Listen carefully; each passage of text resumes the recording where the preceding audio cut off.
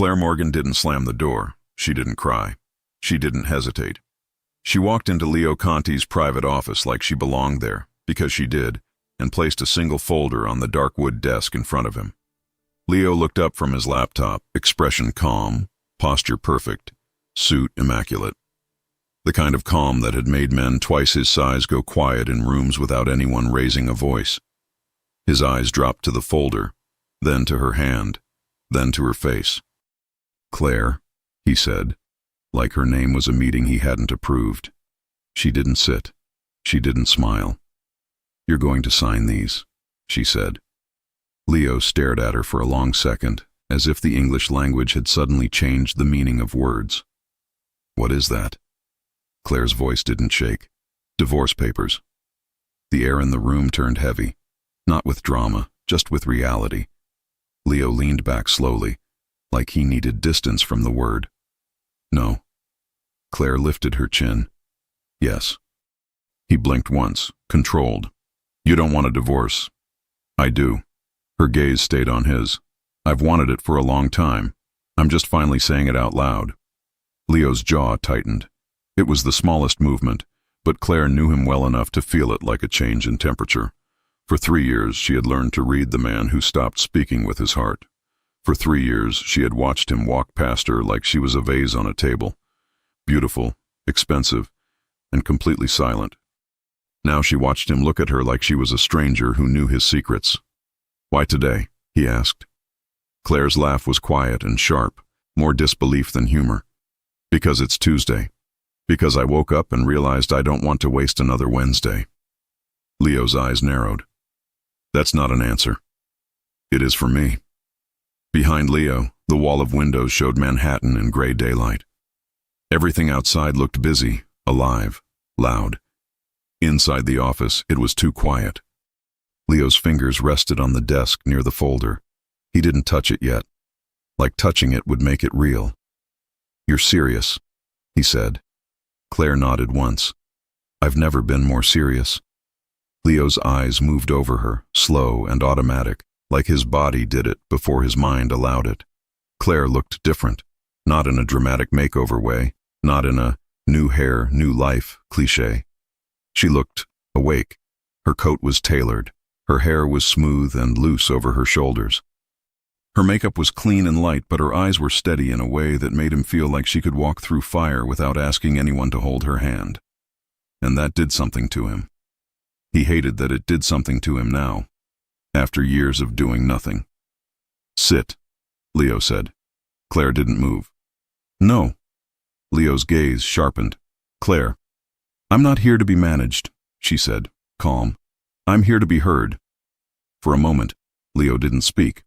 The silence wasn't empty. It was filled with all the things they hadn't said for years. Leo finally reached out and pulled the folder closer. He opened it. Claire watched his eyes move across the first page, watched the small shift in his breathing when he saw the date. He was reading fast, but she knew he was absorbing every word. Across the room, the door opened quietly. Mason Reed stepped in with a tablet in his hand, walking like he owned the hallway, confidence big enough to wear like a coat, until he saw Claire. He stopped so suddenly his expensive shoes squeaked. "Oh," Mason said. Then, like he couldn't help himself, "Hi, Mrs. Kant." Claire's eyes flicked to him. Mason swallowed and corrected himself instantly. "Hi, Claire." Leo didn't look up. "Out." Mason held up the tablet like it was a shield. "I just need one signature for—" "Out," Leo repeated. Flat, final. Mason stared at the folder on the desk. His eyes widened. He mouthed silently at Claire. "Is that what I think it is?" Claire gave him a small, polite smile that didn't reach her eyes. Mason's face did something between panic and prayer. He backed toward the door slowly, like he was leaving a room with a sleeping tiger. I'll come back later. Or never. Whatever works," he whispered, and disappeared. The door clicked shut. Leo turned a page, then another. Claire stood still, hands relaxed at her sides. Like she wasn't asking the most powerful man she'd ever met to let her go. Leo finished reading and closed the folder. His voice was even. No. Claire's expression didn't change. You already said that. I'm saying it again. Leo's gaze lifted to her face. I'm not signing. Claire nodded, as if she expected that. Then I'll file without your signature. I'm not asking permission. I'm informing you. Leo's eyes went colder. You're my wife. Claire's lips pressed together. Then she exhaled slowly. That's exactly the problem, she said. I've been your wife in name only. Leo leaned forward slightly. That's not true. Claire's eyes flashed. Isn't it? She took one step closer to the desk. Not aggressive, just direct. When was the last time you had dinner with me? She asked. Leo's throat moved. He didn't answer. Claire didn't let him escape into silence. When was the last time you asked how my day was, and stayed long enough to hear the answer? Leo's hands tightened on the edge of the folder. Still controlled, still quiet. But something in him was shifting. Claire's voice stayed steady. When was the last time you touched me like you wanted me? That one landed. Leo's gaze locked on hers. His eyes were dark, sharp, and suddenly too honest. Claire felt it in her own body, her pulse reacting before her mind could stop it. Because even now, even after everything, she wasn't immune to him. Leo Conti didn't need to raise his voice to fill a room. He just needed to look at her, and for years he hadn't. Claire refused to be the woman who waited in empty rooms anymore. Leo spoke slowly. You know why? Claire's eyebrows lifted. Do I? Leo's jaw flexed. Don't do this. Claire tilted her head. Do what? Speak? Leo's eyes narrowed, a warning. Push me. Claire's smile was small and bitter. I tried not to push you for 3 years. Look where that got us. Leo stood. The movement was smooth, controlled, but it changed everything. He was tall, broad, close enough now that Claire could smell his cologne, clean, expensive, familiar. He came around the desk, stopping a few feet away. Look at me, he said. Claire already was. But something about the command made her spine straighten, like her body remembered what it used to feel like when he was present, when he was hers. I am looking, she said. Leo's voice dropped. Then you know I never stopped. Don't, Claire cut in, firm. Leo froze, eyes flashing. Don't what? Don't tell me you never stopped caring, she said, calm but sharp. Because I lived in the same house as you. I saw you stop. I felt you stop. I listened to you stop. Leo's hands clenched at his sides. You don't understand. Claire let out a soft breath. You always say that. Like I'm a child. Like I'm too delicate for the truth. Leo stepped closer. Claire didn't step back. For a second, they were close enough that a whisper would have felt like a touch. Leo's gaze lowered to her mouth. Claire felt heat rise in her chest. Annoyance and desire tangled together like they were laughing at her. Leo's voice was low. You were never delicate. Claire's eyes held his. Then why did you treat me like I couldn't handle you? Leo's jaw tightened again. He looked away for half a second, like the answer was on the wall. Then he looked back. Because loving you openly was dangerous. Claire's expression didn't soften. So you loved me quietly? Leo's eyes hardened. I did what I had to do. Claire nodded slowly, absorbing it. Then she said, That's the problem, Leo. You did what you had to do. You never asked what I needed. Silence. Leo's face stayed controlled, but his eyes betrayed him. He looked like a man who'd been punched without anyone raising a fist.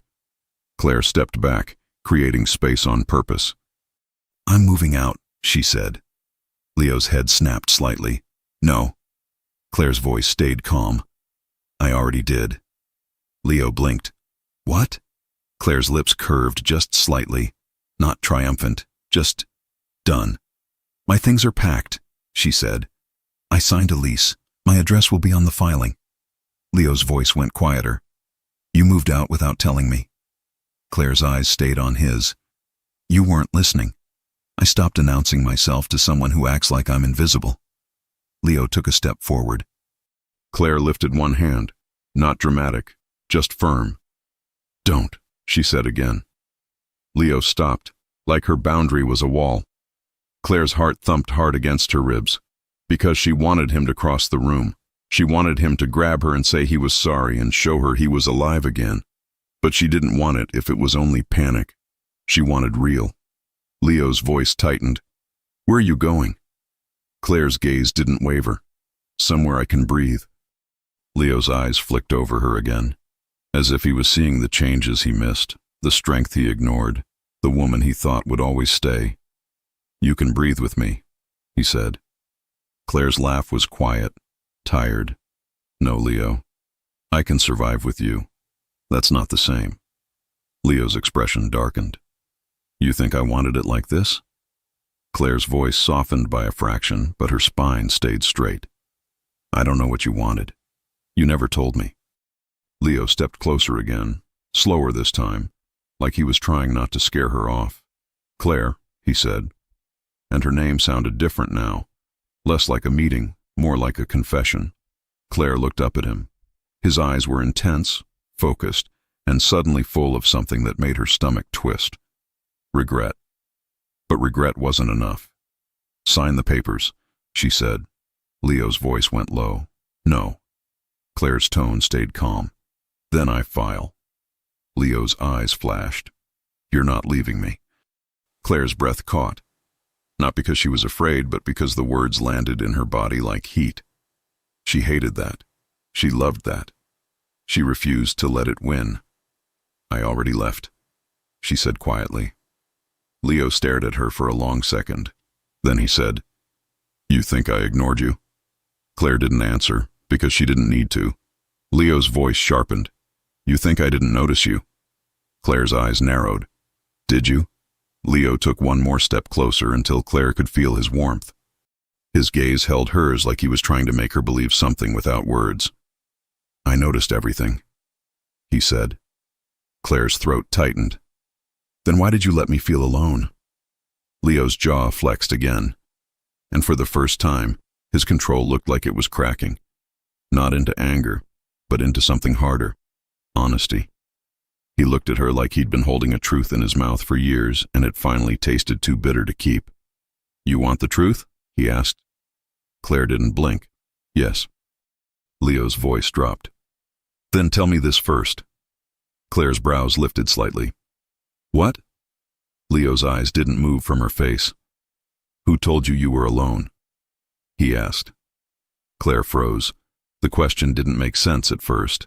Then it did. Because for 3 years she had felt ignored, but there were moments that didn't add up. Missing messages, phone calls that never rang. Notes she swore she left, never acknowledged. Conversations she thought happened somehow. Erased. Claire's mouth parted slightly.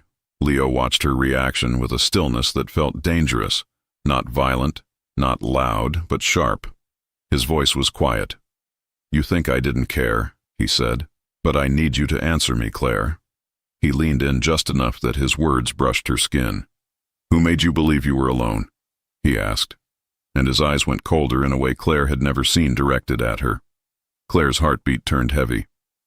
Because suddenly, the divorce papers on the desk felt like the smallest part of the story. And Leo Conti was looking at her like he'd just realized their marriage wasn't only breaking, it had been touched by someone else. Leo's phone buzzed on the desk.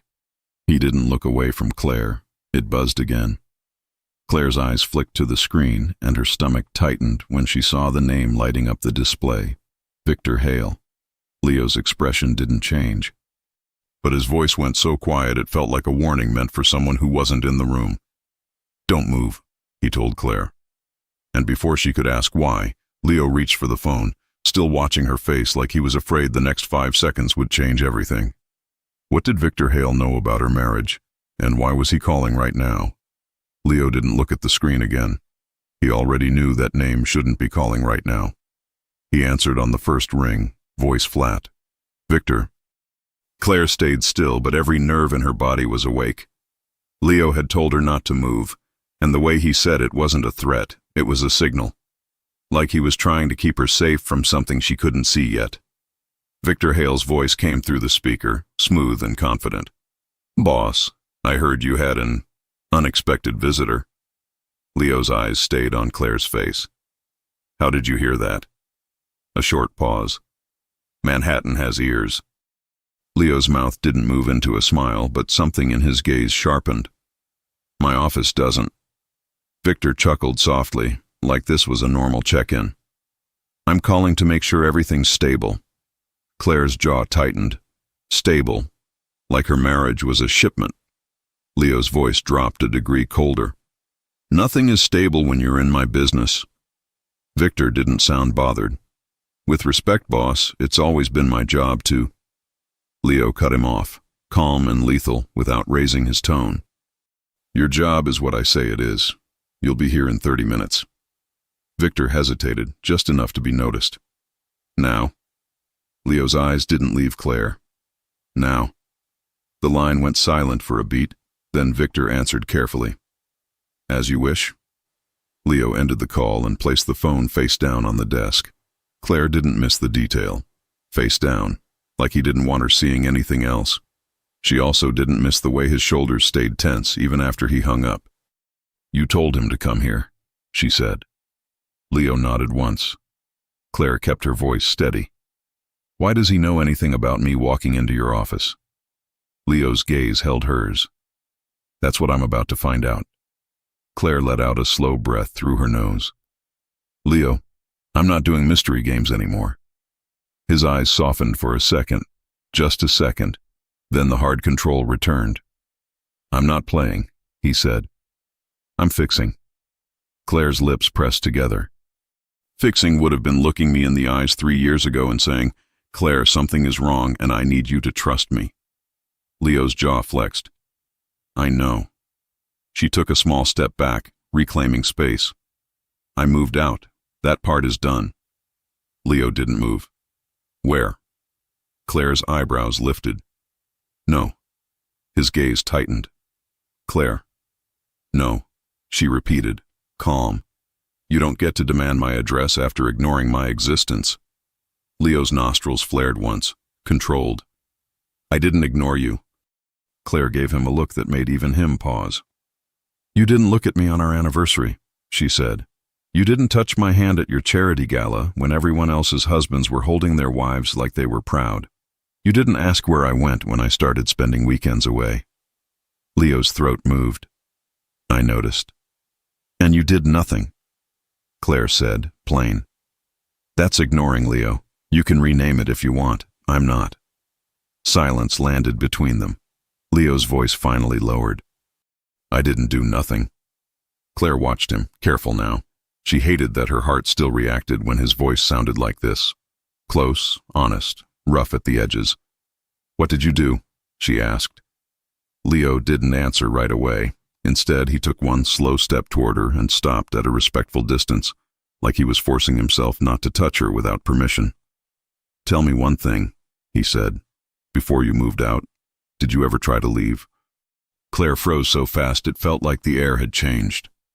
Leo's eyes narrowed slightly, not angry, focused. "Answer me." Her fingers curled at her sides. "Yes," but admitting it out loud made it real in a way she'd avoided for years. "I tried," she said quietly. Leo's expression didn't change, but his gaze darkened. "When?" Claire swallowed. "A year into all of this. I packed a bag. I called a car." Leo's voice went even lower. "And?" Claire exhaled. "The car never came." Leo's eyes stayed locked on her. "That's not a reason to stay." Claire's mouth turned tight. "I know." Leo took a breath, controlled. "What happened, Claire?" She hated how steady he looked right now, like he could handle any truth, but she was the one who had handled being alone. She lifted her chin. "Someone called me." Leo's eyes sharpened. "A private number," Claire continued. "A man. Calm voice. He said leaving wouldn't go well for me. That it would cause problems for people I cared about." Leo went still. Claire watched the muscles in his jaw shift like he was clenching down on something. "You never told me," he said. I didn't think you'd care, she answered, and then her voice tightened. And if you did care, I didn't think you'd choose me over your world. Leo's eyes held hers, intense and quiet. I always chose you. Claire's laugh came out soft and bitter. You chose silence. Leo didn't argue. That scared her more than anger would have, because he looked like a man realizing he had been blind in his own house. The door to the office opened again, this time without Mason's nervous humor. Victor Hale stepped in, perfectly dressed, polite smile in place, hair neat, posture straight. He looked like the kind of man who would shake your hand and make you think you were safe. Claire's stomach tightened. Victor's eyes flicked to her, then back to Leo. Boss? Leo didn't offer a seat. Close the door. Victor did. Leo's voice stayed calm. How did you know she was here? Victor's smile barely shifted. I didn't. I assumed. Leo's gaze didn't soften. That's a lie. Victor held his hands open slightly, almost friendly. If you want me to say I keep the household informed, I do. It's called security. Claire's head tilted. Security doesn't include my marriage. Victor's eyes moved to her, smooth as glass. Mrs. Conti, not for long, Claire said. Victor's smile tightened by a hair. I'm sorry you feel that way. Leo's tone hardened. Stop talking to her like she's a mood you need to manage. Answer me. Victor's polite expression stayed on, but his eyes went colder. There are people who watch you, boss. If your wife walks into your office out of nowhere with divorce papers, I need to be ahead of it. Leo's jaw flexed. Ahead of it or controlling it? Victor didn't flinch. I've protected you for years. Claire's voice cut in, calm but sharp. Did you protect me too, Victor? Victor looked at her like she'd asked something silly. Of course. Claire's eyes didn't blink. Then explain my missing messages. Victor's expression didn't change, but the pause was half a second too long. Leo caught it. Claire caught it too. Leo's voice went quiet. What messages? Claire looked at Leo and her chest tightened because this was the first time she'd seen him look genuinely confused, not defensive. Not distant, just not informed. I sent you messages, she said to Leo. So many. For years. Some you never answered, and I told myself you didn't want to. But last night I looked at my phone and I realized something. Leo's gaze stayed on her face. What? My read receipts, Claire said. They didn't show, not once. Leo's eyes went sharp. That's impossible. Claire swallowed. That's what I thought. Leo turned to Victor slowly. Explain. Victor's voice stayed smooth. Technical issues happen. Phones. Leo cut him off, quiet and final. Wrong answer. Victor's smile faded a fraction. Boss? Leo stepped closer, not threatening with fists, threatening with certainty. Did you interfere with my wife's messages? Victor held Leo's gaze. I did what I thought was necessary to keep you focused. Claire's blood ran cold. Leo's expression didn't explode. It didn't turn wild. It turned still. That's not your decision, Leo said. Victor's voice stayed controlled. Your marriage was a vulnerability. Claire felt something snap inside her. Not rage, not tears, just clarity. So you decided I could be lonely, she said quietly. Because it was easier for you. Victor didn't look guilty. He looked practical. Lonely is better than endangered. Leo's voice dropped. You threatened her. Victor didn't blink. I protected the structure. Claire's fingers curled. You called me from a private number. Victor's silence was confirmation without words. Leo's eyes went colder than Claire had ever seen. You stood in my home, Leo said, calm as ice. Looked at my wife and chose to scare her. Victor's tone stayed even. I prevented chaos. Leo leaned in slightly, voice quiet enough that it felt private even with Claire there. You created it. Claire's heart pounded, but not from fear of violence.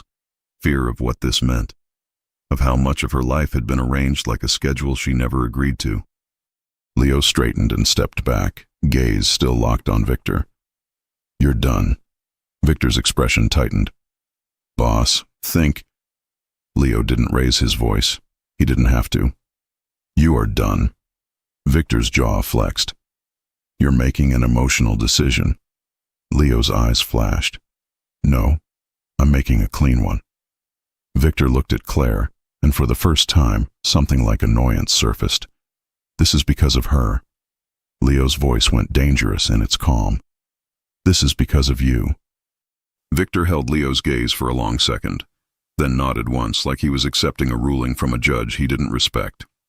"As you wish," Victor said again, and walked toward the door. Before he opened it, he turned his head slightly.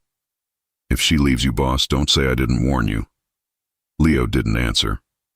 Victor left. The door closed. Silence returned, but it wasn't the same silence as before. Claire stared at Leo, breathing slow, chest tight. He stood there like a man who had just realized his own home had been compromised by someone he trusted. Claire's voice came out quieter than she intended. "You didn't know." Leo looked at her. "No." Claire's throat burned.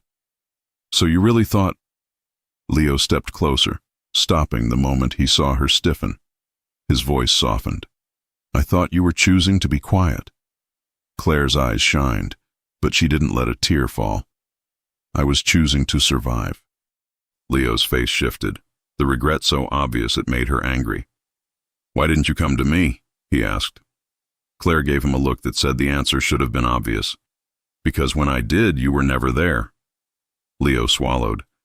For a second, he looked like he wanted to touch her face. He didn't. "Tell me what you need," he said. Claire's laugh came out small, exhausted. "I needed a husband 3 years ago." Leo's eyes held hers. "You still have one."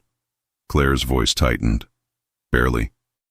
Leo took a slow breath, then reached into his inner jacket pocket and pulled out something small and simple, a thin envelope.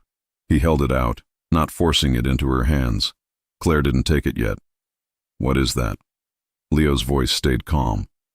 "A key." Claire stared. Leo continued, simple words, no speech. "Your apartment. I had Mason find the building from the lease company name. I didn't go inside. I didn't ask your landlord questions. I just made sure I could get to you if you needed me." Claire's eyes narrowed. "You found me." "I didn't send anyone to watch you," Leo said immediately. "I didn't step into your space. I didn't even ride the elevator." Claire held his gaze. "Then why do you have a key?" Leo's voice lowered. "Because I'm done being absent." Claire's breath caught. Her body reacted again, heat sliding through her chest in a way she didn't want to admit. But she didn't soften. "Keys aren't the same as trust," she said. Leo nodded once. "I know." Claire finally reached out and took the envelope. Slow, careful, like she was handling something fragile that could cut her if she held it wrong. Her fingers brushed his. The touch was brief, accidental, and it still sent a jolt through both of them. Leo's eyes dropped to her hand, then lifted back to her face, and his voice went lower. "I missed you." Claire's throat tightened. "You were standing in front of me the whole time." Leo's jaw flexed. "I know." Claire looked away for a second, blinking hard. She didn't want to cry in his office. Not now. Not when she had finally reclaimed control. She turned back. "I'm still filing." Leo didn't argue. He just said, "Then let me earn my way back before the court ends us." Claire stared at him, suspicious. "Earn." Leo nodded. "Not buy. Not control. Earn." Claire exhaled slowly. "And how do you plan to do that, Leo?" His voice stayed steady. "One day at a time. Starting tonight." Claire's eyebrows lifted slightly. "Tonight." Leo reached for his phone, flipped it face up, and held it where she could see it, transparent on purpose. "No private calls," he said. "No filters. No people between us." He tapped the screen, opened his calendar. Mason had filled it with blocks and codes and meetings that looked like a different language. Leo swiped, cleared one, then another, then a third. Claire watched, stunned. Leo looked up. Dinner. You choose the place. Claire's chest tightened. Why would I give you dinner? Leo's gaze didn't waver. Because you deserve to look at me across a table and decide if I'm still your husband, or just a mistake you're finally correcting. Claire's mouth parted slightly. The words were simple, but they landed hard because they were honest. She hated that she wanted him right now. She hated that she could still feel his presence like gravity. She forced her voice to stay calm. One dinner doesn't fix 3 years. I know, Leo said. That's why it's only a start. Claire stared at him for a long moment. Then she said, one dinner. Leo's eyes sharpened with something that looked like relief, carefully controlled. Claire lifted one finger. But you answer my questions. Leo nodded. All of them. Claire's voice went quiet. And you don't touch me unless I ask. Leo's jaw flexed, but he nodded again. Understood. Claire turned toward the door, ready to leave before her emotions betrayed her. Leo's phone buzzed in his hand. Claire didn't mean to look, but the screen lit up right in front of her. A message preview flashed across the top. From Victor Hale. She shouldn't be alone. I handled it before. Don't make me handle it again. Claire stopped walking. Her blood turned cold. Leo's eyes lifted to hers at the exact same time, and in that moment Claire realized something terrifyingly simple. Victor Hale wasn't done with her marriage. He was still inside it.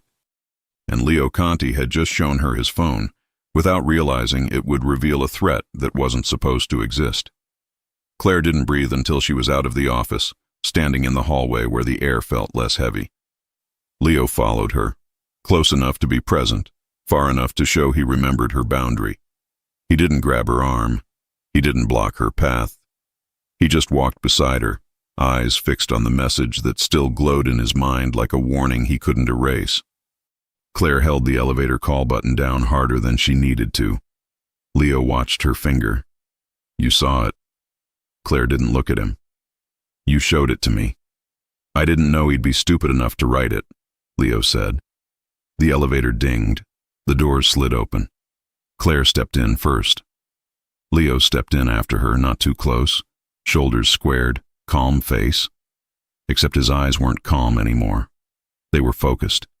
The doors closed, cutting the hallway away. Claire stared at the changing numbers like they could steady her heart. Leo's voice stayed low. He said, I handled it before. Claire's throat tightened. That's what I read. Leo's jaw flexed. Tell me exactly what handled it means. Claire swallowed. The private number, the call, the warning. Leo's hands tightened at his sides. He didn't yell. He didn't swear. But the silence that followed felt dangerous in a different way, like he was making decisions in his head that would change people's lives. Claire didn't want to be a reason for chaos. She just wanted peace. You promised, she reminded him, voice steady. No people between us, no controlling, no threats. Leo looked at her. I can't promise to do nothing when someone threatens you. Claire's eyes narrowed. I didn't ask you to do nothing. I asked you to stop treating my life like a project. The elevator reached the lobby. The doors opened. Leo stepped out first, scanning automatically, then glanced back at her like he was checking in without words. Claire hated that part of her, liked it. The part that remembered what it felt like to be protected without being reduced. They walked through the marble lobby in silence. Outside, the city moved like it always did. People hurried. Taxis honked. Life kept going.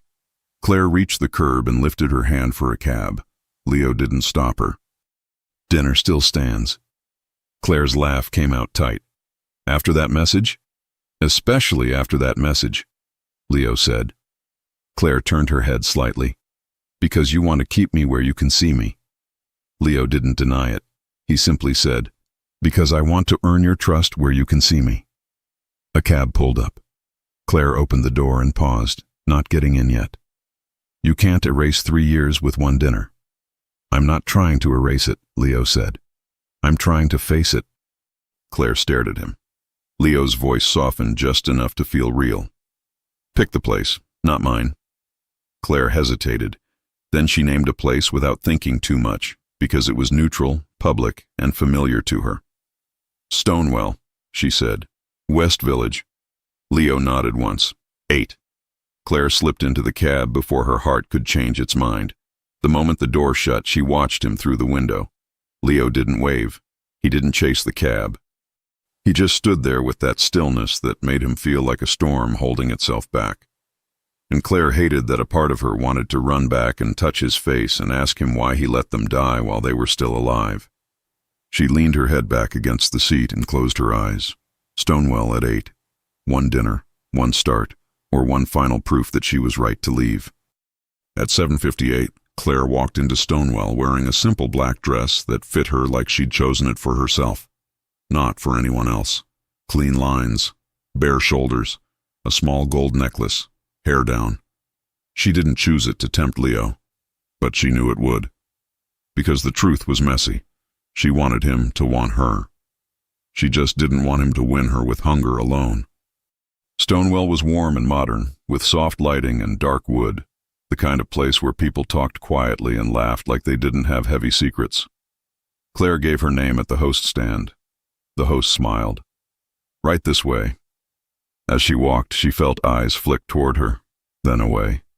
Not because she was famous, because she looked like a woman who belonged anywhere. They reached a corner table, and Leo was already there. He stood the moment he saw her. Not dramatic, not showy. Just respectful. Claire stopped for half a second because something in her chest tightened. He looked good, that was the problem. He looked like the man she married. Tailored suit, crisp white shirt, no tie, collar open just enough to feel personal. His hair was neat, his watch caught the light, and his eyes. His eyes locked on her like he'd been starving, and only now realized he'd been the one refusing food. Claire slid into the chair. Leo didn't sit right away. He waited until she settled, then sat across from her. A waiter arrived with water. Leo didn't order for her. He didn't speak for her. Claire noticed every small thing. She hated that she noticed. When the waiter left, Leo's gaze held hers. Thank you for coming. Claire nodded once. It's one dinner. I know, Leo said. I'm not pretending it's more. Claire studied him. Are you going to talk, or are you going to look at me like that until I forget why I'm angry? Leo's mouth almost curved. Almost. I deserve the anger. Claire's eyes narrowed. That's not an answer. Leo leaned back slightly, hands visible on the table. I'm going to talk. Claire lifted her chin. Good. Leo's phone buzzed. Claire's eyes flicked to it before she could stop herself. Leo didn't hide it. He glanced at the screen and slid the phone face down again without replying. Claire's voice went flat. Victor? Leo nodded once. Yes. Claire's stomach twisted. He's not stopping. Leo's voice stayed steady. No. Claire held Leo's gaze. And you're still calm. Leo's eyes sharpened. I'm calm because I don't want you to feel fear at this table. Claire scoffed softly. You should have wanted that 3 years ago. Leo's jaw tightened. I did. Claire didn't let him escape into that. Then explain the ignoring. Leo didn't flinch. He didn't deny it. He simply said, I handled it wrong. Claire blinked. The directness caught her off guard. Leo continued, voice low and controlled. I thought distance would keep you safe. Claire's brows lifted. Distance from your own wife? Leo's gaze didn't waver. From attention, from leverage, from people who watched me. Claire's laugh was sharp. People watched you anyway. Leo nodded once. Yes. Then what did it accomplish? Claire asked. Leo's eyes held hers. It made you lonely. It broke us. It gave Victor space to do things I didn't know he was doing. Claire's throat tightened at the way he said her loneliness out loud, like it mattered. The waiter returned to take their order. Claire ordered a simple dish. Leo ordered after her. No changes, no special treatment. When the waiter left, Claire leaned forward slightly. Tell me about the messages. Leo's gaze sharpened. Mason spent all afternoon digging into it. Claire's eyes narrowed. Digging how? Leo adjusted, careful. He checked records from my side. He checked my phone history. He found gaps. Not mistakes. Gaps. Claire's chest tightened. Leo continued. Messages that should have come through didn't. Calls that should have shown up didn't. Claire's fingers curled lightly around her water glass. So you didn't just ignore them? Leo shook his head once. No. Claire swallowed hard. And you never wondered why I stopped trying? Leo's eyes flicked down for a fraction, then back up. I did. I thought you were punishing me. Claire let out a breath that sounded like disbelief. Punishing you? Leo nodded. I thought you were saying, fine. If you're distant, I'll be distant too. Claire's voice tightened. I was begging you. Even when I stopped texting, I was begging you with silence. Leo's expression shifted. Regret, sharp and real. I know. Claire stared at him, and for a second, the anger wobbled. Not because it disappeared, because she saw what she'd wanted to see for years. A man actually listening. Where was that version of you? She asked quietly. Leo's voice went lower. Buried under stupid decisions and the wrong advisor. Claire's eyes narrowed. So Victor is the villain and you're the victim. Leo's gaze stayed steady. I'm not a victim. I'm responsible. I let him close. I trusted him. I didn't check him. I didn't protect you from him. That's on me. Claire's throat tightened again. Leo watched her, and the way he watched felt different from before. Not controlling, not cold. Like he was trying to understand her instead of managing her. Claire forced herself to stay firm. You can admit guilt and still not be my husband. I know, Leo said. That's why I'm not asking you to forgive me tonight. Claire's eyebrows lifted. You're not. Leo shook his head once. I'm asking you to tell me what you need. Claire's lips parted, then closed again. The honest answer came too fast. I need you to want me, and choose me, and hold me like you're proud. But she didn't say that. She said something safer. I need truth, she said. All of it. Leo nodded.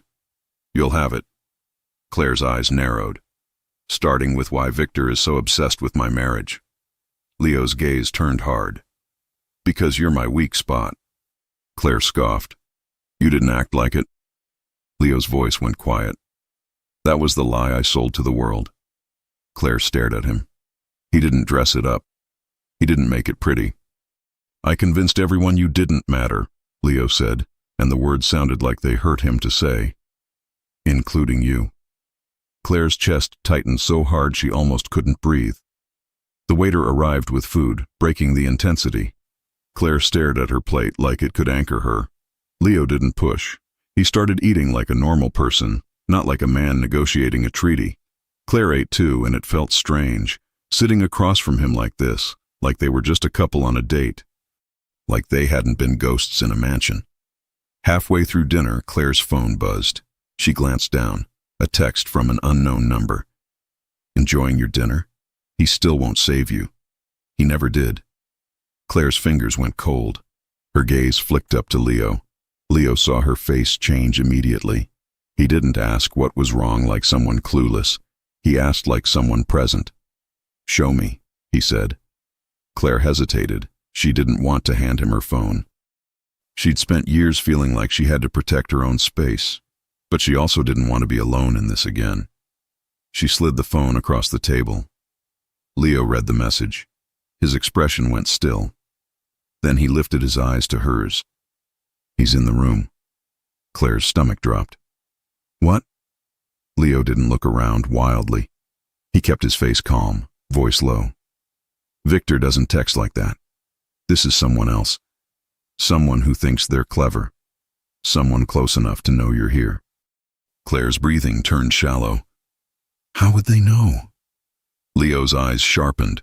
Because someone watched you leave my building, or someone watched me come here, or someone is watching right now. Claire's fingers gripped her napkin. Leo. Leo lifted a hand slightly, not to stop her, to steady her. No panic, he said. Look at me. Claire looked at him. His voice went softer. You're safe. She didn't fully believe it, but her body reacted to his steadiness anyway. Leo picked up his phone and typed one message, quick and simple. Then he placed it back down. Claire swallowed. "Who did you text?" Leo didn't hide it. "Mason." Claire's eyebrows lifted. "Your assistant?" Leo's mouth almost curved. "He's annoying, but he's loyal, and he listens." Claire's lips pressed together, despite herself. "What did you tell him?" Leo's gaze stayed on her. "To come here, and to bring 2 people I trust who can blend in. No drama." Claire's breath caught. "So now you're surrounding me." Leo shook his head once. "No. I'm keeping threats away from your table." Claire stared at him. His tone didn't beg. It didn't command. It offered. "You can leave," Leo said. "Right now. I won't stop you." Claire's throat tightened. "And if I leave, he wins." Leo's eyes held hers. "If you leave, you choose your peace. That's not losing." Claire swallowed hard. Then she did something that surprised even her. She stayed. Leo didn't touch her. But the way he looked at her, like he saw her strength, like he respected it, made something warm flicker in her chest. Minutes later, a man walked past their table, slowed slightly, and glanced at Claire's phone on the table. Leo noticed. Claire noticed Leo notice. Leo didn't move.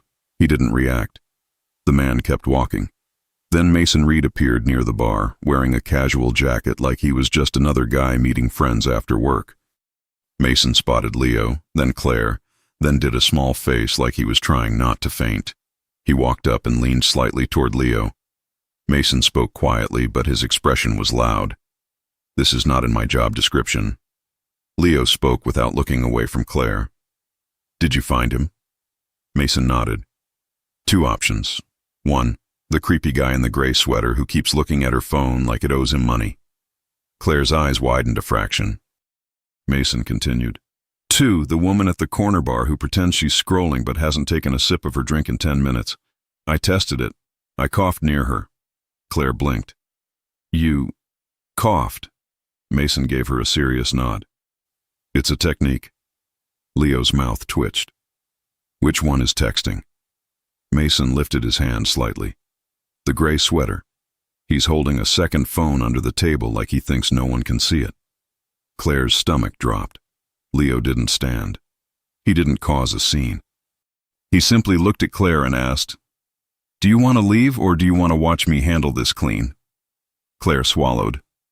Her pulse thumped hard. She wanted to run, but she also wanted for once to see Leo show up in real time. "Clean," she said. Leo nodded. He raised his hand slightly.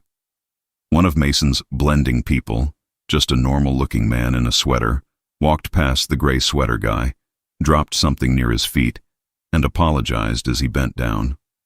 In that moment, the normal-looking man glanced at the phone in the gray sweater guy's hand. Then he kept walking. No drama. No yelling. Leo leaned in slightly, voice soft to Claire. "Now we know his face." Claire's breath was tight. "What now?" Leo's eyes held hers. "Now we find out who sent him." Claire stared at Leo across the table, food forgotten, heart pounding. She expected him to look angry.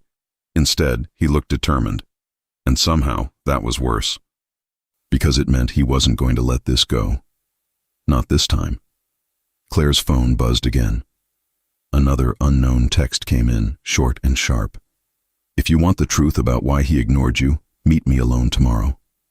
Claire's hand shook as she stared at the words. Leo's gaze dropped to the screen. Then he lifted his eyes back to her, quiet, focused, and suddenly too intense. "Tomorrow," Leo said softly. "You won't be alone." Claire didn't sleep much. Not because she was afraid someone would break in. Not because she thought she'd see shadows in the hallway. Because her mind wouldn't stop replaying one line. "Meet me alone tomorrow." She hated how that single word, alone, still pressed on her like a bruise. In the morning, she stood in her apartment kitchen, barefoot on cool tile, coffee in her hands, staring at nothing. Her apartment was beautiful and quiet, modern, clean, hers. And still, her chest felt tight. Her phone buzzed. A message from Leo. Good morning. I'm outside. I won't come up unless you ask. Claire stared at it longer than she should have. Then she replied, Come up. 2 minutes later, there was a knock. Not aggressive, not impatient. Claire opened the door. Leo stood there holding a small bakery bag and 2 coffees like a man trying to learn how to be normal. He looked at her bare feet, her loose sweater, her hair slightly messy. His gaze softened in a way that made her stomach flip. Morning, he said. Claire stepped aside. You're early. Leo walked in slowly, eyes scanning like habit, then stopping himself. He exhaled once like he remembered. This was her space now. I brought breakfast, he said, holding the bag out. I asked Mason what you like. Claire's eyebrows lifted, and he knew. Leo's mouth twitched. He made a spreadsheet. Claire blinked. A what? Leo corrected instantly. A list. He made a list. Claire's laugh surprised her. It was small but real. Leo watched her laugh like it mattered more than any business deal he'd ever closed. Claire took the bag. What did he pick? Leo's tone went dry. Everything. Claire peeked inside and found 2 things she hadn't had in years because no one remembered she loved them. Cinnamon twists and small lemon pastries. Her throat tightened. Leo didn't gloat. He didn't act proud. He just said quietly, I should have remembered myself. Claire swallowed. Yes. Leo's gaze held hers. I'm trying to be the man who remembers. Claire turned away before her face could betray her. They ate at her kitchen island, the morning light soft across the counter. Leo didn't talk too much. He didn't fill the silence with speeches. He asked simple questions. How did you sleep? What do you have today? Do you feel safe here? Claire answered carefully. Then she asked, Do you think I should meet whoever texted me? Leo's jaw tightened. No. Claire's eyes narrowed. That wasn't my question. Leo exhaled. I think they want to separate you from me so they can control the story. Claire's voice stayed calm. And if they're telling the truth? Leo's gaze sharpened. If there's truth, you'll get it without walking into a trap alone. Claire held his gaze. So you'll come? Leo nodded once. If you want me there. Claire's pulse jumped at the way he said it. Not as a demand, as a choice. Claire looked down at her coffee. I don't want your men there. Leo's tone stayed steady. Then there won't be a crowd. Just me and Mason, somewhere far enough that he can't interrupt with coughing techniques. Claire snorted softly. Leo watched her, and his voice lowered. Claire. She looked up. Leo's eyes held hers with a seriousness that made her stomach twist. I'm sorry. Claire's throat tightened. You already said you handled it wrong.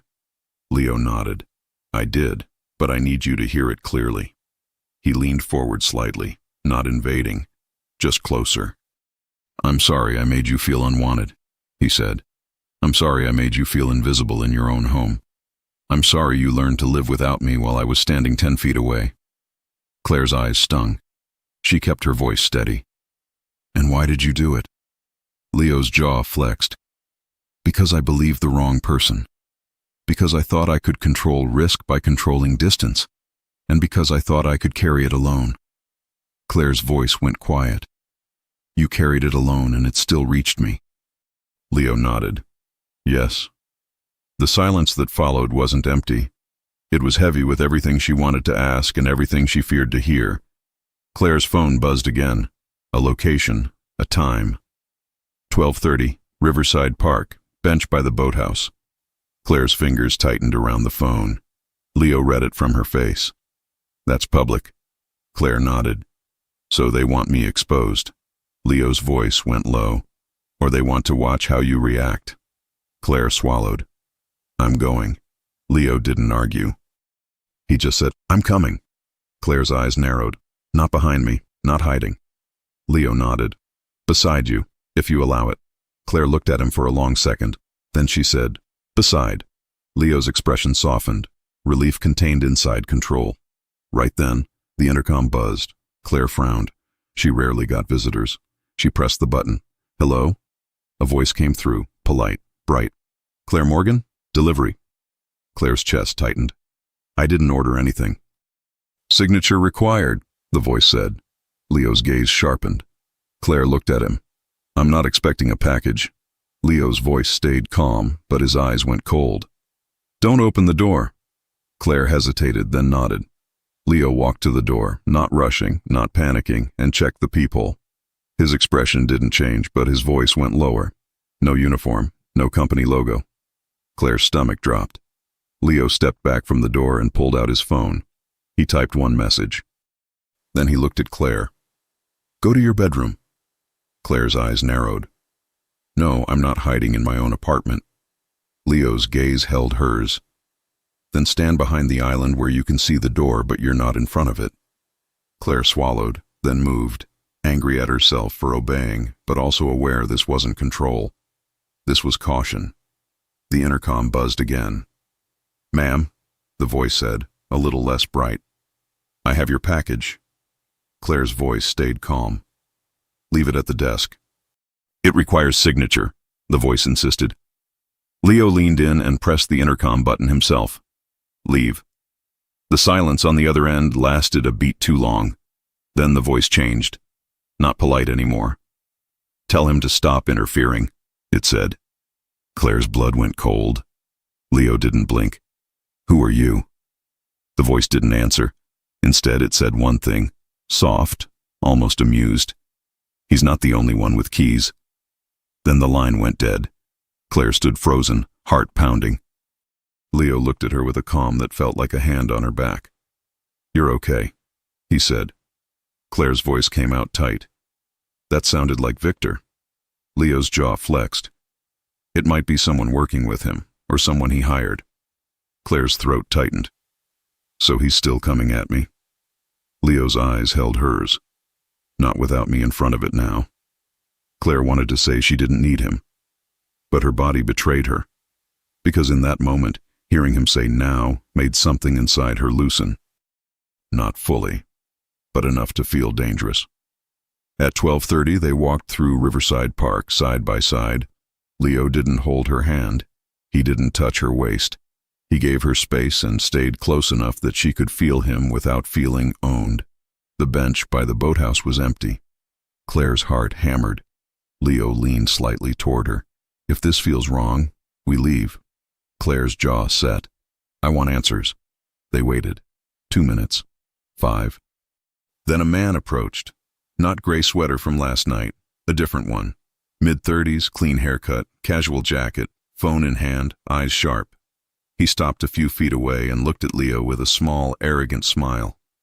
You weren't invited, the man said. Claire's chest tightened.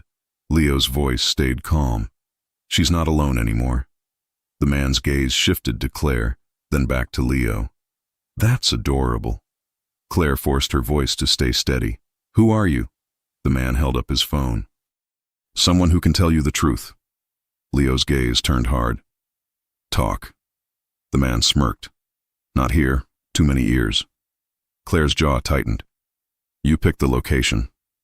The man shrugged. Plans change. Claire's pulse hammered. Say it. The man's eyes flicked to Leo again. He ignored you because he thought you betrayed him. Claire froze. Leo didn't move. The man continued, enjoying the tension. 3 years ago, information leaked. Something private. Something that hit a rival and cost him money. The story told was simple. His wife was close enough to hear things. Close enough to share. Claire's breath turned shallow. That's a lie. The man's smile widened. Is it? Claire turned to Leo, searching his face. Leo's eyes didn't flinch, but the stillness told her enough. It wasn't the truth, but it was a story someone had fed him. Claire's voice went tight. Did you believe that? Leo's jaw flexed. I didn't want to. The man chuckled. He did, and Victor made sure he did. Claire's stomach twisted. Victor did this. The man nodded. Victor gave him proof. A recording, a message trail, something that looked real. Claire's chest burned. Why didn't you ask me? Leo's voice went low. I should have. The man stepped closer, eyes on Claire now. You want to know the worst part? Claire's fingers curled. Say it. The man smiled like he was proud of his poison. Victor didn't just block messages. He built a story that made you look like a threat in Leo's world. That way, he could keep Leo cold and keep you quiet. Claire's throat tightened. Leo's eyes went colder than she'd ever seen. Who are you? The man's smile faded. Doesn't matter. Leo's voice stayed quiet. It does. The man shrugged. Call me a messenger. Claire's voice shook slightly, and she hated it. If Victor made me look guilty, why would he do that? The man's gaze slid over Leo, then back to Claire. Because if Leo keeps you close, he's human. He's distracted. He's soft. Leo's jaw clenched. The man stepped back, satisfied. You wanted truth. That's the truth. If you stay in a story Victor wrote. If you leave with your dignity. Claire's pulse pounded. How do I know you're not lying? The man's eyes narrowed. Because you already felt it. You lived it. He turned and walked away. Leo didn't chase him. He didn't need to. Because Claire wasn't looking at the man anymore. She was looking at Leo. At the calm face that now held something raw underneath.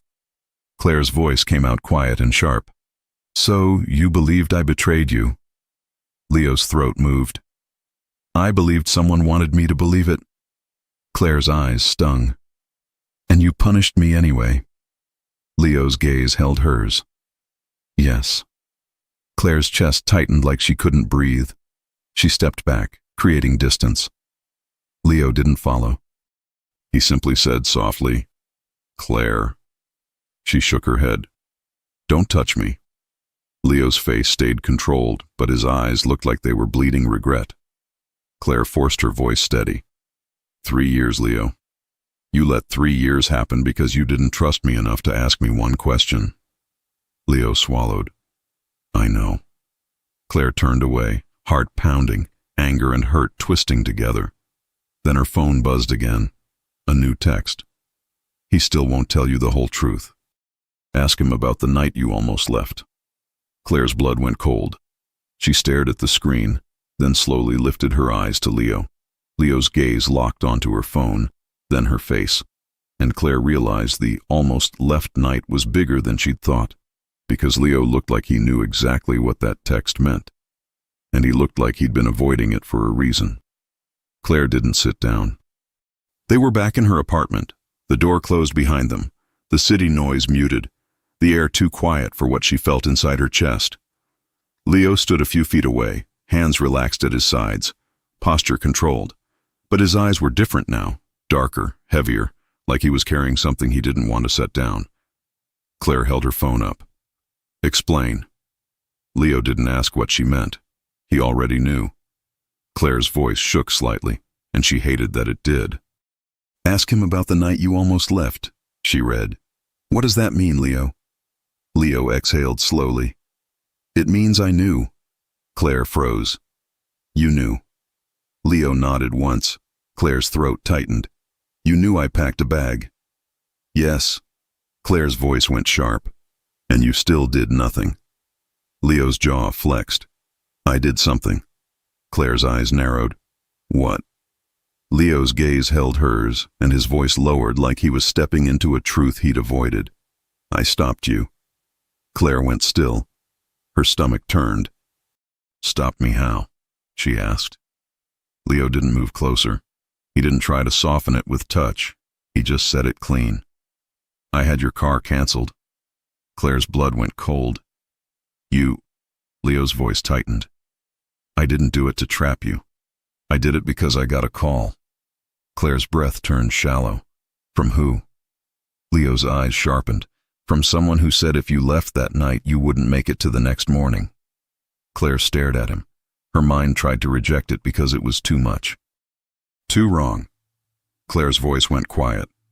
So you chose to keep me in a house where you ignored me. To keep me alive. Leo's jaw clenched. Yes. Claire's eyes stung. She forced herself to stay steady. Why didn't you tell me? Leo's voice was low and raw. Because I was afraid you'd leave anyway. Claire's laugh came out broken. So you treated me like a prisoner. Leo flinched at that word, just a little. I treated you like a secret I didn't want anyone to touch. Claire shook her head. That's still not love. Leo's gaze held hers. No, it was fear. Claire swallowed hard, emotions punching at her ribs. And Victor, she said. Where does Victor fit into this? Leo's face turned colder. Victor knew about the threat. Claire's eyes widened. How? Leo's voice stayed calm. Because he brought it to me. He told me the safest way to protect you was to make you look unimportant. Claire's breath caught. So he coached you. Leo nodded once. Yes. Claire's chest tightened. And you listened. Leo's jaw flexed. Yes. Claire's voice went flat.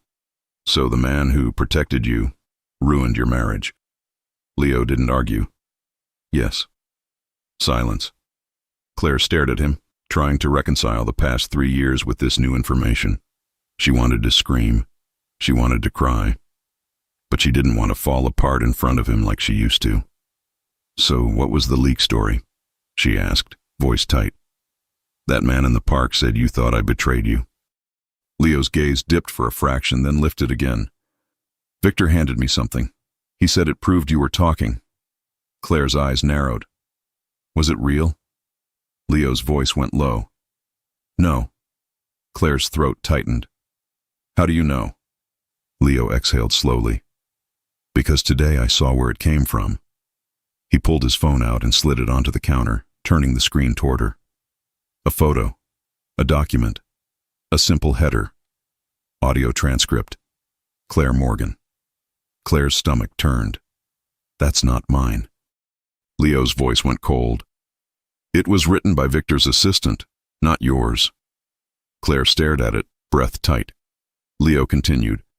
Victor didn't just block messages. He manufactured distance. He manufactured suspicion. He manufactured a reason for me to be cold, so I'd accept being cold as necessary. Claire's voice went quiet. And the threat, the one that night, was it real? Leo's jaw flexed. I thought it was. Claire's eyes narrowed. Do you still think it is? Leo didn't answer right away. Then he said carefully, I think Victor made sure I believed it was. Claire's blood ran cold. So my entire marriage, Claire said slowly, was managed by Victor Hale. Leo's voice was quiet. Yes. Claire's chest tightened like she couldn't breathe. Then anger surged back, clean and sharp. And you, she said, eyes locked on Leo. Let him. Leo didn't deny it. Yes. Claire stared at him. His honesty didn't erase the pain, but it made it harder to hate him. Because hate required the other person to not care. Leo cared now. Claire's voice went quieter. So, what do you want? Leo's gaze held hers. You. Claire's throat tightened. Not as a possession. Leo nodded. Not as a possession. Claire swallowed hard. Then what? Leo's voice was steady. As my partner. As my equal. As the woman I should have chosen loudly from the beginning. Claire's eyes stung again. She looked away, blinking hard, then looked back. You want me back? She said. Then prove you can be different. Leo didn't hesitate. Tell me how. Claire's heart pounded. She could ask for anything, money, property, power. But none of that fixed the thing that hurt. I want freedom, she said. Leo nodded. You have it. Claire's eyes sharpened. Real freedom. Not, you can go out as long as I know where you are. Leo's jaw flexed. Understood. Claire took a breath. I want respect in public and private. I want you to stop hiding me like I'm a risk. Leo nodded. Done. Claire's voice tightened. And I want a clean separation from anyone who interfered. Leo's eyes went cold. Victor is already gone. Claire lifted her chin. Not just gone. Removed from my life completely. No calls. No messages. No people showing up at my door pretending to deliver packages. Leo's gaze sharpened. I'll handle it. Claire's eyes narrowed. Handle it how? Leo didn't dodge. with legal papers, not fear, restraining orders, reports, clean steps. Claire exhaled, surprised. Leo continued, "And if you want, I'll sit with you in front of an attorney and you can write every boundary into a document that protects you." Claire stared at him. That sounded like something a husband should have offered years ago, not a boss. "Okay," Claire said, voice quiet. Leo's eyes held hers. "Okay." Claire's heart hammered. "But that's not all." Leo waited. Claire's voice turned steadier. "You ignored me for 3 years. You don't get intimacy from me because you're suddenly sorry." Leo's jaw flexed, but he nodded. "I understand." Claire swallowed. "If we restart, it's slow, with honesty, with time, with you showing up." Leo's voice went low. "I will." Claire stared at him, then said the hardest part. "And if you can't," she said, "then you sign the divorce without making it a war." Leo's gaze held hers. "I won't make it a war." Claire's chest tightened. "Then here's my condition." Leo didn't blink. "Name it." Claire took a breath. "Tomorrow we go to the lawyer. Together. You sign a separation agreement that guarantees my independence and my safety, whether we reconcile or not." Leo nodded once. "Yes." Claire's heart pounded harder. "And then, you tell everyone who matters that you were wrong to sideline me, that you're fixing it, out loud." Leo's eyes sharpened. "Public." Claire nodded. "Public." Leo exhaled slowly. "Okay." Claire's throat tightened. "If you do that, I will pause the divorce filing." Leo's gaze held hers like she'd just handed him oxygen. Then his phone buzzed. Claire flinched automatically. Leo picked it up, read it, and his face went still. He turned the screen toward Claire. A message from an unknown number. Same style, same tone. "Nice conditions. Too bad you won't get to keep them. Check your mailbox." Claire's stomach dropped. Leo's voice went low. "Don't move." Claire's eyes narrowed. "I'm not hiding." Leo's gaze held hers. "Then we do it together." They walked into the hallway. Claire's mailbox was slightly open. That wasn't normal. Her heart pounded as she pulled it open fully. Inside was a single envelope. No stamp. No name. Just 3 words written neatly on the front. "Read alone, Claire." Her hands trembled. Leo's voice was quiet. "Give it to me." Claire's jaw set. "No, it's mine." Leo didn't fight her. He just said, "Steady. Then open it here, with me." Claire swallowed hard. She tore it open. Inside was one photograph. A photo of her taken this morning in her kitchen, barefoot, holding coffee, looking at her phone. Claire's blood turned cold, because the angle was wrong, too close, too intimate. Someone had been near enough to see inside her home. At the bottom of the photo, a message was printed in clean letters. "You can't pause what's already in motion." Claire didn't let the photo fall. She held it like it weighed 1,000 pounds, staring at her own image in her own kitchen the moment she thought she was alone. Her voice came out tight.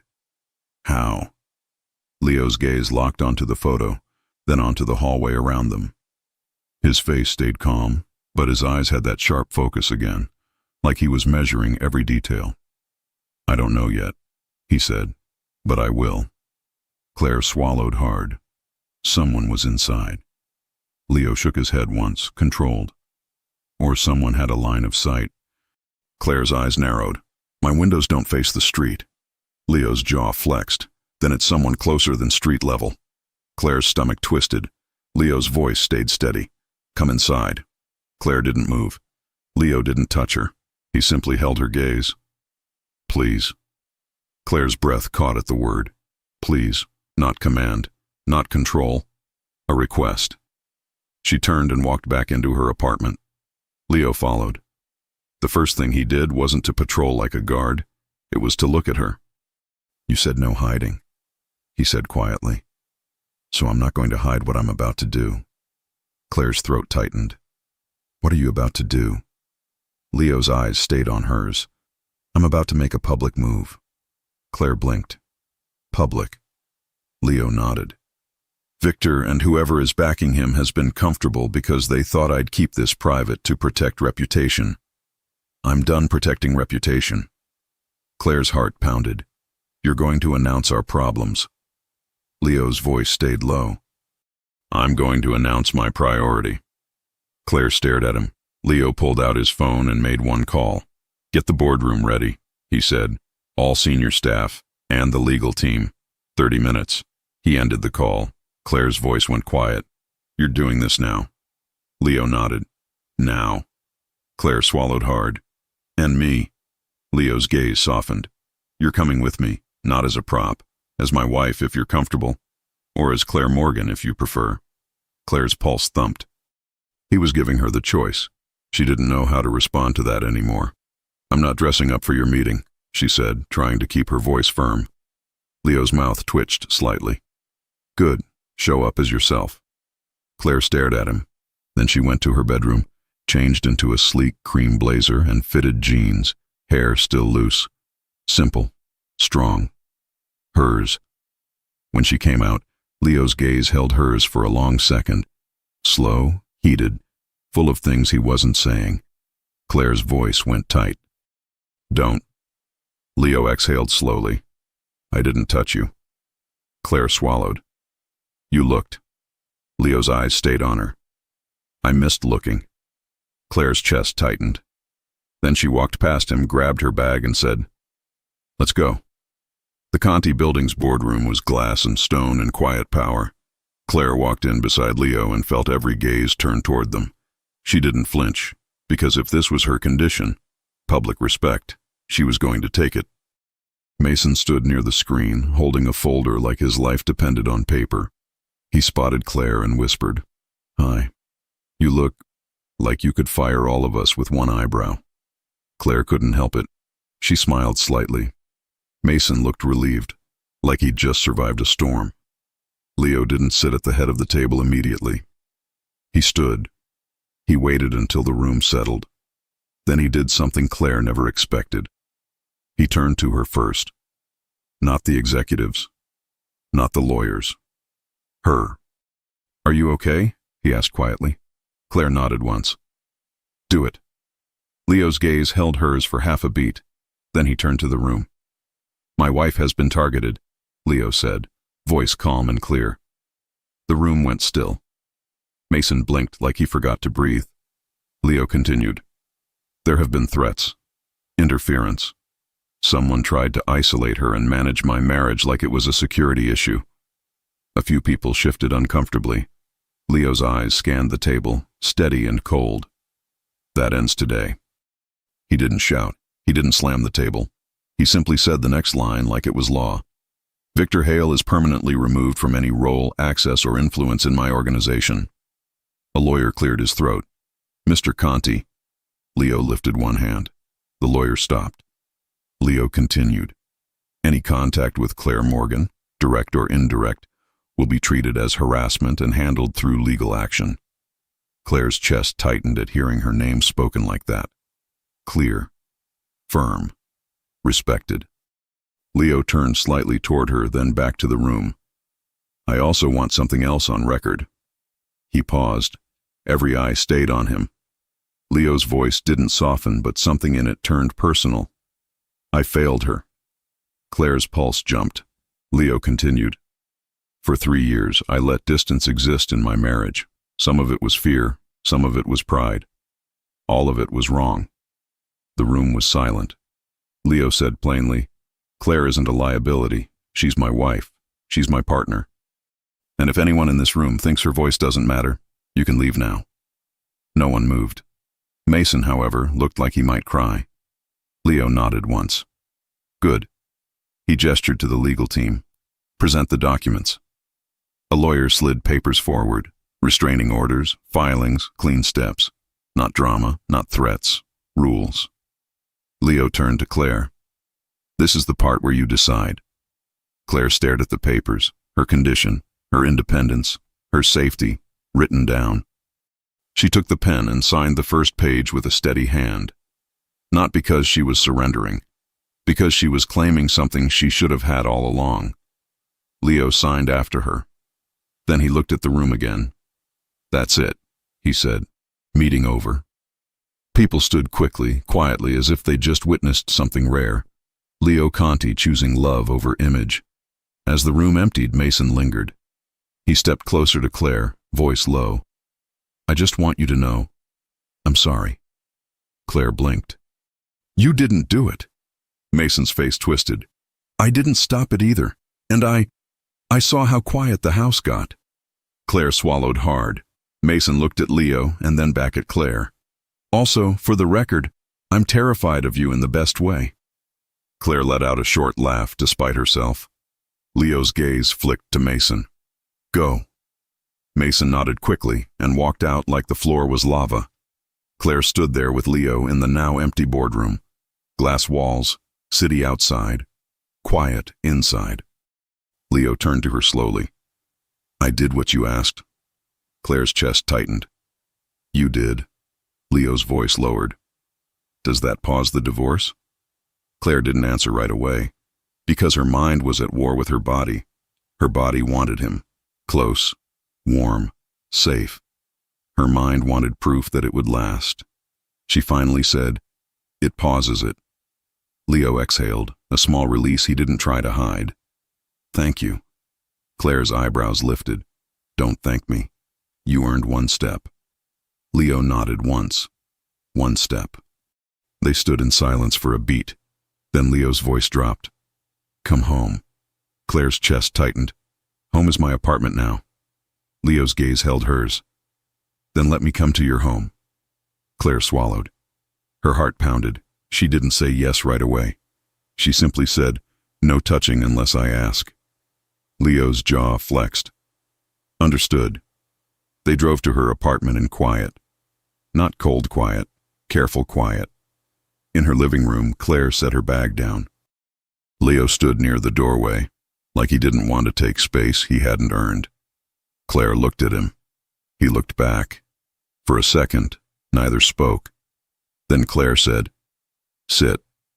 Leo sat on the edge of the sofa like he didn't know what to do with comfort anymore. Claire walked to the kitchen, poured 2 glasses of water, hands slightly unsteady. When she came back, Leo's gaze followed her, slow, heated, full of restraint. Claire handed him a glass. Their fingers brushed. Leo's breath caught. Claire felt it. She set her glass down and sat on the other end of the couch, leaving space between them. Leo didn't close it. Claire's voice went quiet. 3 years is a long time. Leo nodded once. "I know." Claire swallowed. "I still feel things." Leo's gaze held hers, intense. "So do I." Claire's pulse jumped. She forced herself to stay steady. "Feelings aren't enough." Leo's voice stayed low. "No." Claire stared at him, then asked the question that scared her. "Do you want me?" she said quietly. "Or do you want to win?" Leo didn't hesitate. "I want you." Claire's throat tightened. "Then why does it feel like you're suddenly perfect?" Leo's mouth twitched, not a smile, something honest. "I'm not perfect. I'm terrified." Claire blinked. Leo continued, "Terrified you'll decide this is too late. Terrified you'll look at me and only remember emptiness. Terrified I'll reach for you and you'll flinch." Claire's breath caught. He wasn't performing. He was admitting. Claire's voice softened slightly. "I do flinch." Leo nodded. "I know." Silence. Claire's fingers tightened around her glass. "Come closer." Leo froze for half a second. Then he moved, slow, careful, closing only part of the space.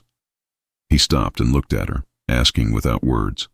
Claire's voice came out quiet. "Closer." Leo moved again, stopping when his knee was inches from hers. He didn't touch her. He just looked at her like he'd been waiting for permission for years. Claire's heart pounded. She lifted her hand and placed it on his cheek. Leo went still, breath catching, eyes dark. Claire felt the warmth of his skin, the roughness of his jaw, the small tremble he tried to hide. "Leo," she whispered. He leaned into her touch like it was water and he'd been thirsty too long. Claire's voice shook slightly.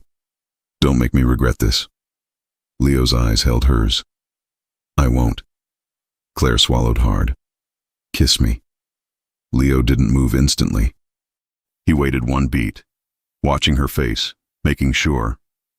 Then he leaned in and kissed her softly, slow, controlled, like he was trying to rebuild trust with his mouth.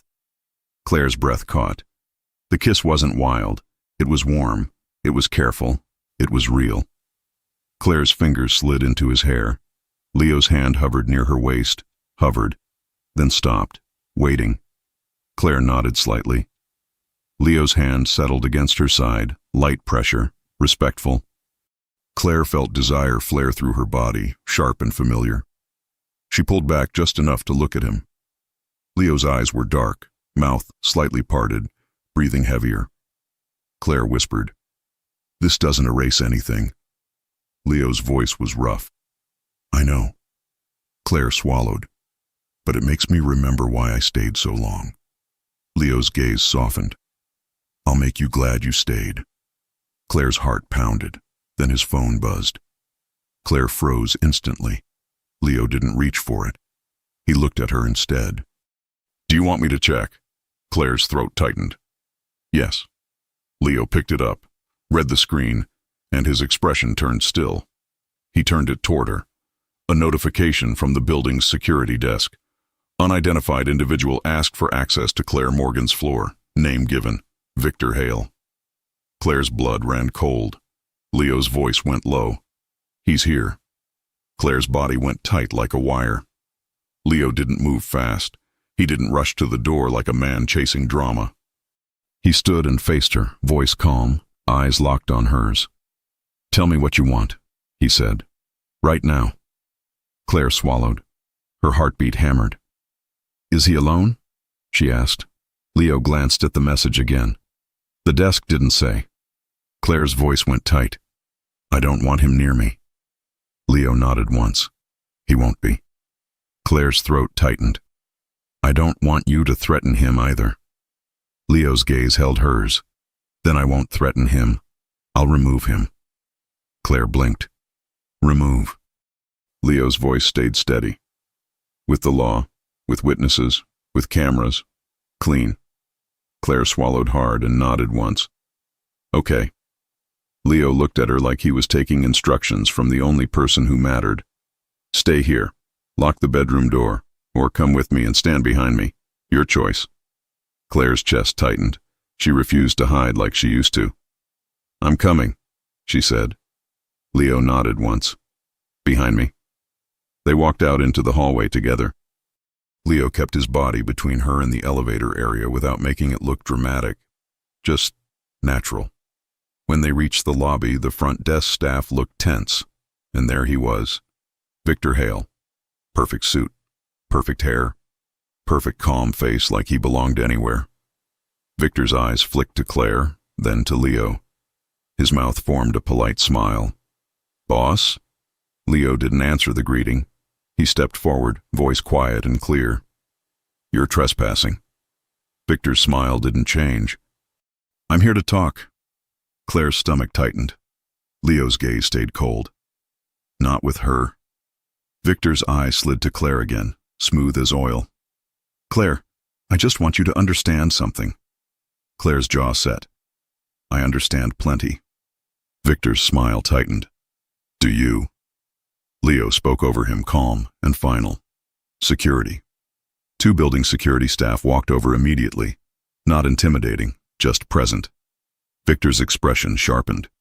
"This is unnecessary." Leo's voice didn't rise. "You threatened my wife. You interfered with her communication. You attempted access to her home. This is beyond unnecessary. It's done." Victor's eyes flicked to Claire. "He's playing hero now. Don't fall for it." Claire's blood boiled, but she kept her voice steady. "You're the one who played puppet master." Victor's smile faded for the first time. "You were protected." Claire took a step forward, then stopped, because Leo's hand lifted slightly, reminding her, behind him. Claire exhaled slowly. "You protected yourself. You wanted control. You wanted him cold." Victor's jaw flexed. "Because cold keeps him alive." Leo's eyes turned sharper. "Enough." He looked at the security staff. "Remove him." Victor's calm mask cracked. "You think this fixes it? You think the 3 years disappear because you said sorry in a boardroom? Leo didn't react like Victor wanted. He simply said, "No, I think I'll spend the rest of my life proving I can do better." Victor's eyes flicked to Claire, anger flashing now. "He'll fail. He always does." Claire's chest tightened. Then she did something she didn't expect from herself.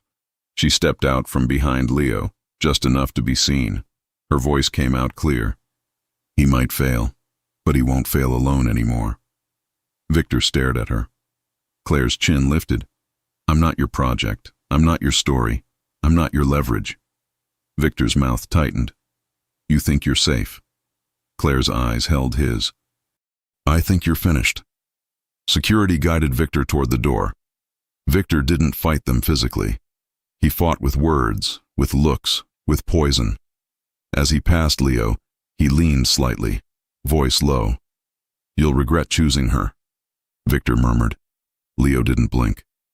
"I regret not choosing her sooner." Victor's eyes narrowed. Then he was gone, the glass doors closing behind him like a clean cut. Claire stood in the lobby, heart pounding, hands trembling slightly. Leo turned to her immediately. Not to celebrate, not to claim victory, to check on her. "Are you okay?" he asked, voice quiet. Claire nodded, swallowing hard. "I think so." Leo's gaze softened. "Do you want to go upstairs?" Claire's chest tightened. "Yes." They rode the elevator in silence. Not cold, just full. In her apartment, Claire locked the door behind them. Then she leaned back against it, breathing out like she'd been holding her breath for years. Leo stood a few feet away, waiting. Claire looked at him. His suit jacket was still perfect, but his eyes weren't. They were honest, tired, regretful, devoted. Claire's voice came out quiet. "I'm shaking." Leo nodded once. "I know." Claire swallowed. "Come here." Leo froze for half a second like he couldn't believe he'd heard it. Then he walked to her slowly. Claire lifted her arms. Leo stepped in and wrapped her gently, careful at first, then tighter when she leaned into him. Claire pressed her face into his chest, breathing him in. Warm fabric. Clean cologne, familiar heartbeat. Leo's hand slid up her back, slow and soothing. "I've got you," he murmured. Claire's throat tightened. "You didn't for 3 years." Leo's voice went rough. "I know." Claire pulled back just enough to look at him. "So prove it now." Leo's eyes held hers. "How?" Claire swallowed hard. "Be here. Tonight. Tomorrow. When it's boring. When it's hard. When there's nothing dramatic happening." Leo nodded once. "I will." Claire's voice softened. "And don't punish me for being strong." Leo's gaze sharpened, sincere. "I love that you're strong." Claire's breath caught, because that was what she needed to hear. Not that he needed her, that he respected her. Claire's fingers slid to his collar, tugging him closer. Leo didn't rush. He waited. Claire whispered, "Kiss me again." Leo kissed her like he'd learned something in the last few days, something he should have known years ago. Slow, warm, patient. Claire melted into it, and the desire she'd tried to bury came back like it had never left. Leo's hand slid to her waist, gentle pressure, pulling her closer without forcing anything. Claire's body responded instantly. She pulled back slightly, breath shaky. "No more disappearing." Leo's voice was low. "Never again." Claire swallowed. "Then come with me." She took his hand and led him toward the bedroom. Leo followed, eyes dark, breathing heavier, but still controlled, still respectful. Inside, the room was simple, clean, quiet. Claire turned to him, heart pounding. "Lights." Leo reached back and turned the lamp on. Soft light, warm and calm. Claire stepped closer, fingers tracing his jaw. "You look older." Leo's mouth twitched faintly. "So do you." Claire's eyebrows lifted. "I do?" Leo's gaze moved over her slowly, openly. "You look like a woman who stopped waiting." Claire's chest tightened. "I did." Leo's voice went rough. "I hate that I caused it." Claire's fingers tightened on his shirt. Then fix what you can. Leo nodded once. Tell me what you want. Claire didn't play games. I want you, she said, voice quiet. I want you to be my husband again, but I want it on my terms too. Leo's eyes held hers. Name them. Claire took a breath. No secrecy, no silent punishments, no letting other people touch our marriage. Leo nodded. Yes. Claire's voice softened slightly. And when you're afraid, you say it. You don't freeze me out. Leo swallowed. Yes. Claire stared at him. Do you promise? Leo's voice was steady. I promise. Claire's throat tightened. Then she kissed him again. Deeper this time, her hands sliding under his jacket, feeling warmth and strength under the fabric. Leo's arms wrapped around her, pulling her close, his mouth moving with hers like he'd been holding back too long. Claire felt his restraint break into tenderness, not into control. He kissed her neck, slow, making her gasp softly, and she pressed her hands into his shoulders like she needed the anchor. Leo's voice was rough near her ear. Tell me if you want me to stop. Claire's breath came out shaky. Don't stop. Leo's hands moved gently, always checking, always waiting for her response. Claire let herself feel it, the heat, the closeness, the way her body remembered him even when her heart tried to protect itself. They moved together toward the bed, shedding layers slowly, like they were rebuilding a trust brick by brick. When Leo finally lay beside her, he didn't take. He held her, skin against skin, warm and steady, kissing her forehead, her cheek, her mouth, like he was making a quiet vow with every touch. Claire closed her eyes and let herself breathe.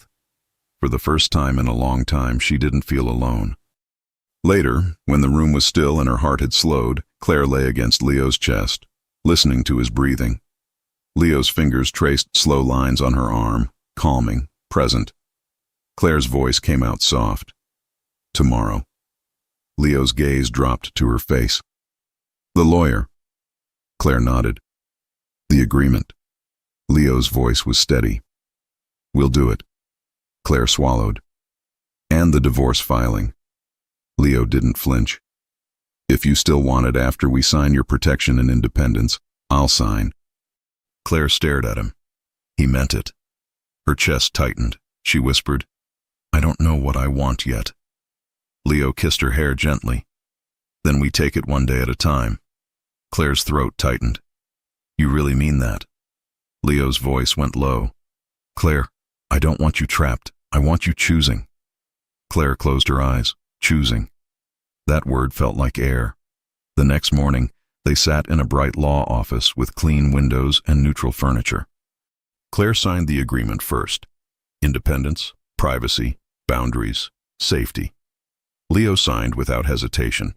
The attorney cleared his throat. And regarding the divorce filing, Claire's phone buzzed. She glanced down. An email notification from an unknown address. Subject line, 3 years of truth. Her chest tightened. She opened it. Attached were images, screenshots of messages she'd sent Leo for years, but underneath each one was a stamp. Blocked. Claire's throat tightened. Then another attachment, a scanned letter. Her name on it, her handwriting. No, not hers. A forged note making it look like she'd confessed to leaking information. Claire's blood turned cold. She lifted her eyes to Leo. Leo's face went still, then hard. The attorney frowned. Is everything all right? Claire's voice came out tight. This is what happened. Leo's gaze stayed on the screen. This is Victor's work. Claire swallowed hard. So the whole reason you pulled away, Leo's jaw clenched, was built on a lie. Claire's hands shook slightly. Then the attorney spoke carefully. Do you want to proceed with filing today, Ms. Morgan? Claire stared at the papers in front of her. She could end it right now. Walk away clean, no more fear, no more mess. But then she looked at Leo, not the boss, the man who had stood in a boardroom and admitted he failed her, the man who had asked permission to kiss her, the man who signed her freedom before asking for her love. Claire's voice came out quiet. No. The attorney blinked. No? Claire shook her head slowly, breath trembling. Not today. Leo's eyes locked on hers, careful, not hopeful in a way that pressured her, just present. Claire swallowed. I'm not saying never, I'm saying I'm giving us time. Leo's throat moved. Thank you. Claire's eyes stung. Don't waste it. Leo's voice was steady. I won't. Claire exhaled slowly and looked back at the attorney. We paused the filing. The attorney nodded. Understood. Claire stood, legs slightly shaky. Leo stood too. As they walked out, Mason called Leo's phone. Leo answered, eyes still on Claire. Talk. Mason sounded out of breath. We found the guy from Riverside Park. He's cooperating. He admitted Victor paid him to lure her alone. Claire's stomach turned. Leo's voice stayed calm. Good. Send it to legal. Mason exhaled. Also, small update. Victor is trying to leave the country. Claire's heart pounded. Leo's eyes went cold. He won't. He ended the call and looked at Claire. Claire's voice came out quiet. Is this going to get worse? Leo stepped closer, not touching, just close enough that she could feel him. His voice was steady. No, because I'm not hiding anymore. Claire swallowed hard, then she nodded once. Okay. Leo's eyes softened. Okay. 6 months later, Claire stood in the Conti mansion's kitchen in bare feet again, by choice this time, not because she was waiting for a life to happen. The house wasn't silent anymore. It smelled like coffee and warm pastries, and something simple that felt like home. Leo walked in wearing a plain sweater and jeans, hair slightly messy, holding a small paper bag. Claire lifted an eyebrow. What's that? Leo's mouth curved into a real smile. I remembered. He pulled out cinnamon twists and lemon pastries. Claire's throat tightened. He stepped closer and kissed her cheek. Soft, familiar, easy. Claire leaned into him. You're learning. Leo wrapped an arm around her waist, gentle and warm. I'm practicing. Claire turned her head slightly. Practicing what? Leo looked at her like the answer was obvious now. Being the man who chooses you out loud, he said. Claire's eyes softened. She slid her hand into his and squeezed once. Good, she said, because I'm choosing you too. Leo's gaze held hers, steady and full. Then his phone buzzed on the counter. Leo didn't reach for it immediately. He looked at Claire first. Do you want me to check? Claire smiled slightly. After breakfast. Leo's mouth curved. After breakfast. And as he pulled her closer, Claire realized the best part wasn't that he regretted losing her. It was that he finally understood how to keep her, without ever taking her freedom again. But when the phone buzzed a second time, and the name on the screen flashed, unknown number, Claire's smile faded just slightly. Because even in a happy ending, life always tried to test what you'd rebuilt. And this time, Claire and Leo would face it together.